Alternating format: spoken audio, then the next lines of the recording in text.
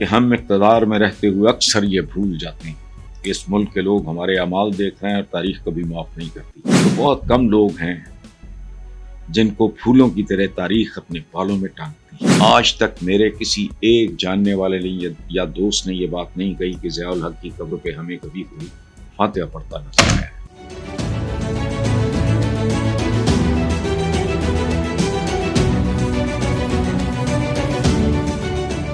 آخری بات آج کی ہے کہ سپریم کورٹ کے سینئر جج منصور علی شاہ صاحب نے چیف جسٹس قاضی فائز عیسیٰ کو ایک اور خط لکھا ہے، جس میں انہوں نے خصوصی بینچ میں بیٹھنے سے انکار کرتے ہوئے کہا ہے کہ ترمیمی آرڈیننس پر فل کورٹ بیٹھنے تک خصوصی بینچز کا حصہ نہیں بنوں گا۔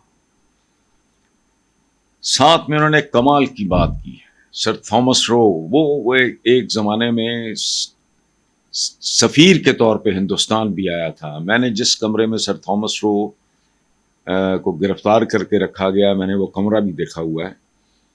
وہ ان کا ایک کال ہے جو انہوں نے کوٹ کیا ہے منصور علی شاہ صاحب نے، سبحان اللہ، میں بھول چکا تھا لیکن مجھے یاد آ گیا کہ جب اسٹیٹسمن اپنے عوامی فرائض کی خاطر اپنے ذاتی ضمیر کو ترک کر دیتے ہیں، چھوڑ دیتے ہیں یا بیچ دیتے ہیں، جو بھی ترجمہ کر لیں آپ، تو وہ اپنے ملک کی تباہی کی جانب مختصر راستہ پہ رہنمائی کر رہے ہوتے ہیں۔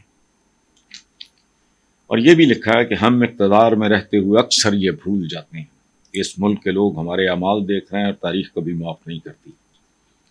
تازہ ترین مثال اس کی، میں ہسٹری کے تناظر میں یہ بات کر رہا ہوں، ضیاء الحق کی قبر ہے۔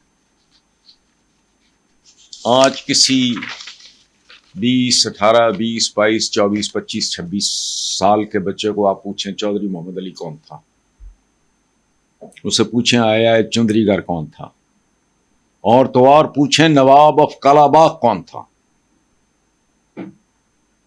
اسے پوچھیں کل کی بات ہے شوکت عزیز کون تھا، وہ نہیں جانتے۔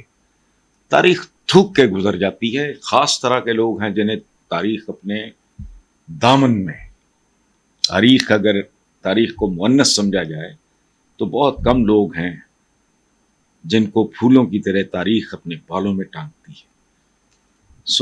یہ اس طرح کے لوگ، یہ ٹھیک کہا انہوں نے، بہت خوبصورت کہا کہ یہ تاریخ صرف یہی نہیں کرتی کہ روند کے گزر جاتی ہے یا معاف نہیں کرتی، نہیں، صدا دیتی ہے۔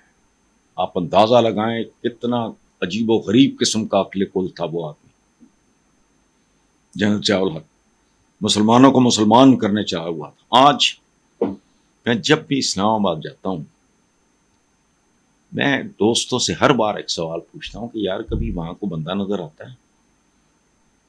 آج تک میرے کسی ایک جاننے والے نے یا دوست نے یہ بات نہیں کہی کہ ضیاء الحق کی قبر پہ ہمیں کبھی کوئی فاتحہ پڑھتا نظر آیا ہے۔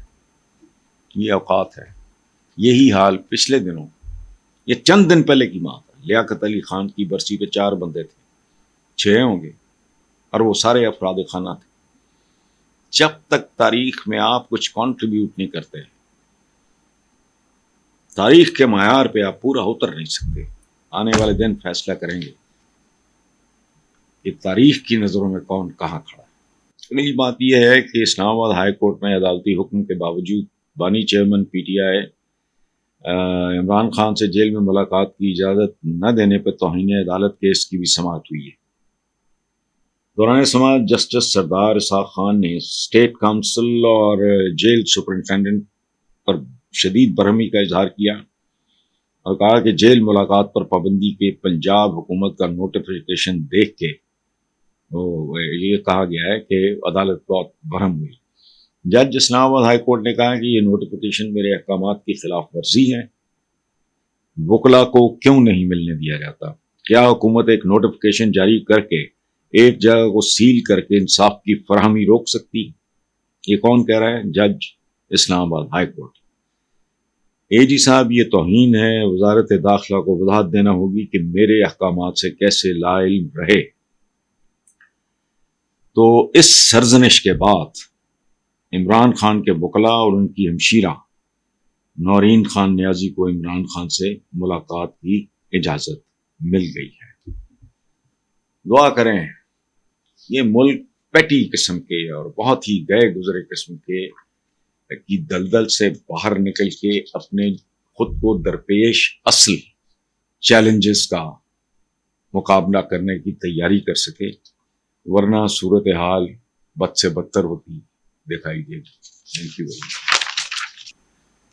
سو یہ اس طرح کے لوگ، یہ ٹھیک کہا انہوں نے، بہت خوبصورت کہا کہ یہ تاریخ صرف یہی نہیں کرتی کہ روند کے گزر جاتی ہے یا معاف نہیں کرتی، نہیں، سزا دیتی ہے۔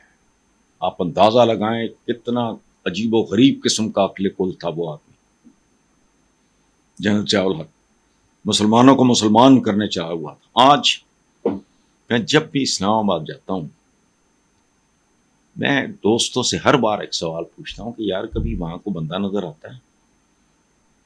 آج تک میرے کسی ایک جاننے والے نے یا دوست نے یہ بات نہیں کہی کہ ضیاء الحق کی قبر پہ ہمیں کبھی کوئی فاتحہ پڑھتا نظر آیا ہے۔ یہ اوقات ہے۔ یہی حال پچھلے دنوں، یہ چند دن پہلے کی بات ہے، لیاقت علی خان کی برسی پہ 4 بندے تھے، 6 ہوں گے، اور وہ سارے افراد خانہ تھے۔ جب تک تاریخ میں آپ کچھ کنٹریبیوٹ نہیں کرتے، تاریخ کے معیار پہ آپ پورا اتر نہیں سکتے۔ آنے والے دن فیصلہ کریں گے کہ تاریخ کی نظروں میں کون کہاں کھڑا ہے۔ پہلی بات یہ ہے کہ اسلام آباد ہائی کورٹ میں عدالتی حکم کے باوجود بانی chairman P T I Imran Khan سے جیل میں ملاقات کی اجازت نہ دینے پر توہین عدالت کیس کی بھی سماعت ہوئی ہے۔ دوران سماعت جسٹس سردار اسحاق خان نے اسٹیٹ کاؤنسل اور جیل سپرنٹینڈنٹ پر شدید برہمی کا اظہار کیا اور کہا کہ جیل ملاقات پر پابندی کے پنجاب حکومت کا نوٹیفیکیشن دیکھ کے یہ کہا گیا ہے کہ عدالت بہت برہم ہوئی۔ جج اسلام آباد ہائی کورٹ نے کہا کہ یہ نوٹیفیکیشن میرے احکامات کی خلاف ورزی ہے، وکلا کو کیوں نہیں ملنے دیا جاتا؟ کیا حکومت ایک نوٹیفیکیشن جاری کر کے ایک جگہ کو سیل کر کے انصاف کی فراہمی روک سکتی؟ یہ کون کہہ رہا ہے؟ جج اسلام آباد ہائی کورٹ۔ اے جی صاحب، یہ توہین ہے۔ وزارت داخلہ کو وضاحت دینا ہوگی کہ میرے احکامات سے کیسے لا علم رہے۔ تو اس سرزنش کے بعد عمران خان کے وکلا اور ان کی ہمشیرہ نورین خان نیازی کو عمران خان سے ملاقات کی اجازت مل گئی ہے۔ دعا کریں یہ ملک پیٹی قسم کے اور بہت ہی گئے گزرے قسم کے کی دلدل سے باہر نکل کے اپنے خود کو درپیش اصل چیلنجز کا مقابلہ کرنے کی تیاری کر سکے، ورنہ صورتحال بد سے بدتر ہوتی دکھائی دے گی۔ Thank you very much.